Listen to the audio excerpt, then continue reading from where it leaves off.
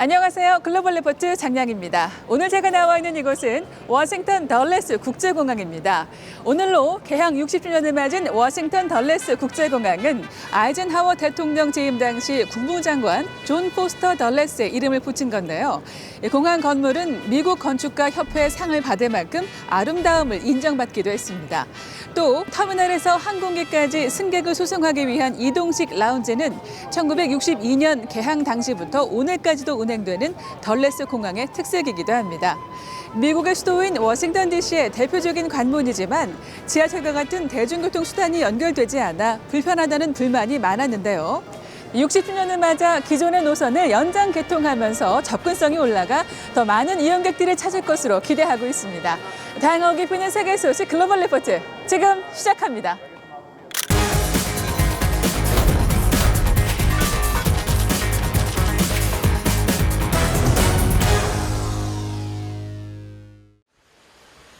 (15일) 오후 우크라이나와 인접한 폴란드 동부 지역에 미사일 2발이 떨어져 2명이 숨졌습니다.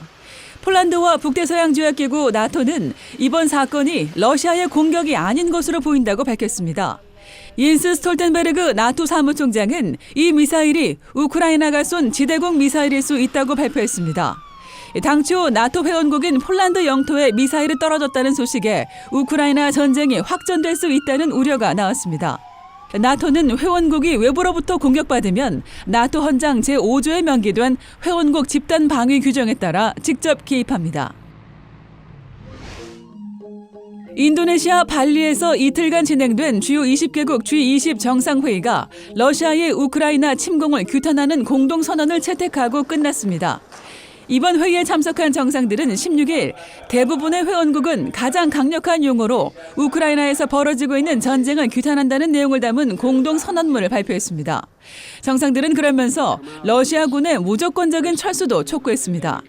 하지만 선언문에 상황과 제재에 대해 다른 견해와 다른 평가가 있다는 문구가 들어가 회원국 간 이견이 있었다는 사실도 확인됐습니다. 이번 회의에 볼로디미르 젤렌스키 우크라이나 대통령은 화상으로 참석했고 러시아는 블라디미르 푸틴 대통령 대신 세르게이 라브로프 외무부 장관이 참석했습니다. 미 항공우주국 나사가 무인 달 탐사 로켓 아르테미스-1 발사에 성공했습니다.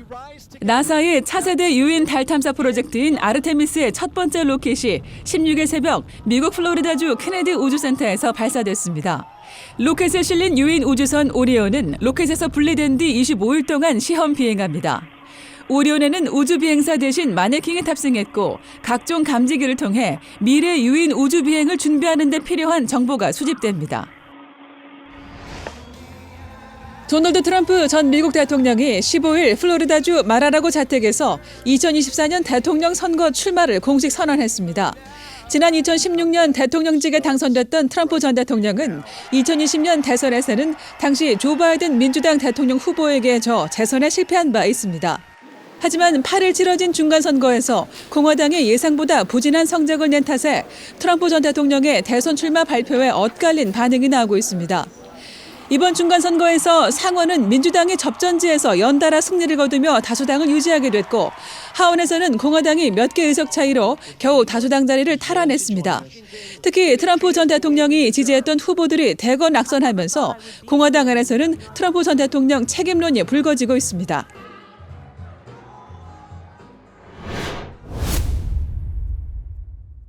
I absolutely believe there need not be a new Cold War.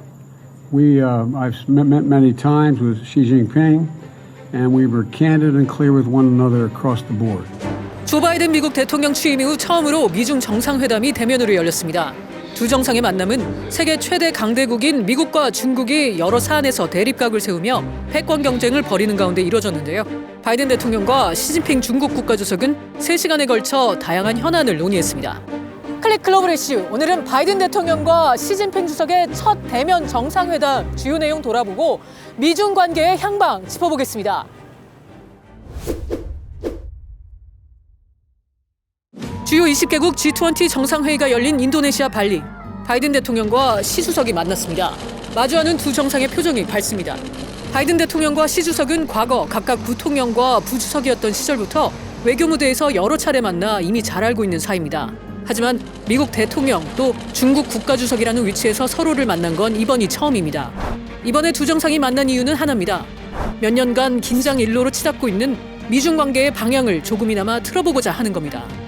As the leaders of our two nations, we share responsibility, in my view, to show that China and the United States can manage our differences, prevent competition from becoming anything ever near conflict.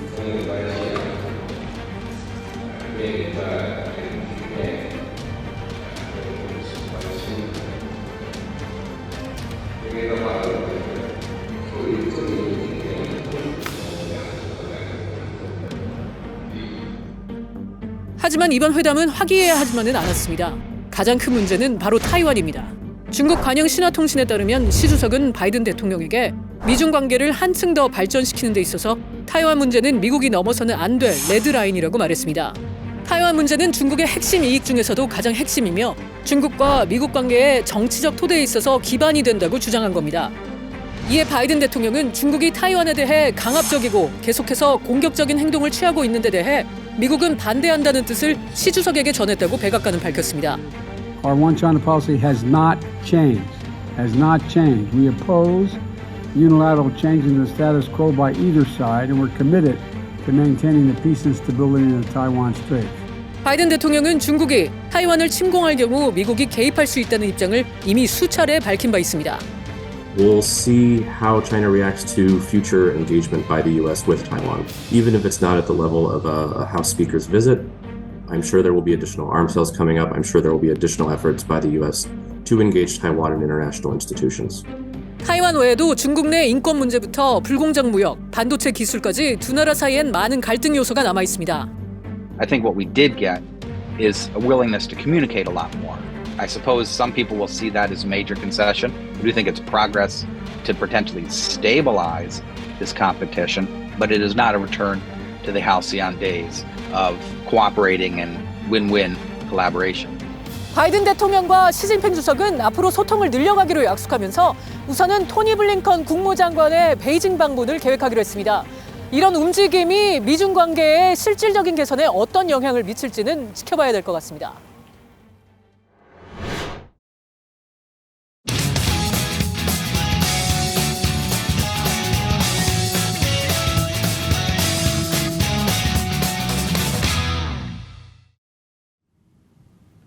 Mouse grid 2. Mouse grid 4.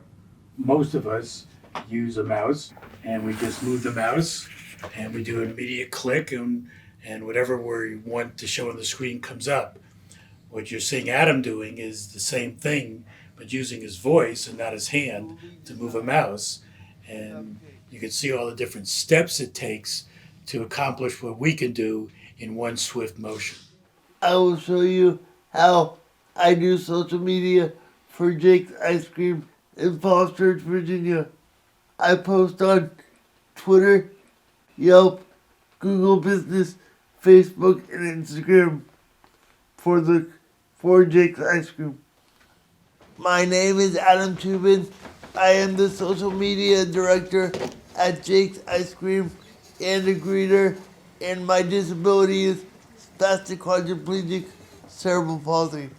We've always felt it important that Adam work because a lot of young adults with disabilities, there are not jobs to be gotten, people don't hire them, and we've always felt it was important for him to be in the workforce, make money, feel when he wakes up in the morning to feel that there's something for him to go to.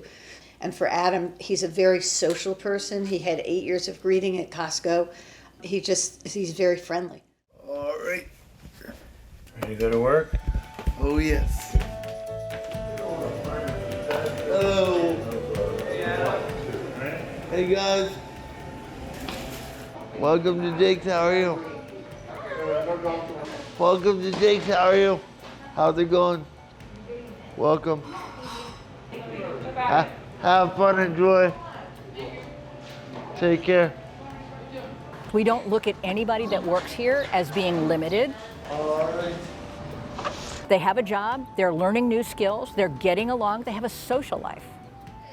ice cream is delicious. I'm glad you like it. Most of the people that come in here understand that we are a shop that hires primarily people with disabilities. We have very few people without disabilities that work here, very few. They range in age from 18 to 46. Enjoy, thank you. We don't have a job description here. We expect the kids to learn how to do just about everything. I don't care what their disabilities are. If they can't do it, then a buddy can help them with it.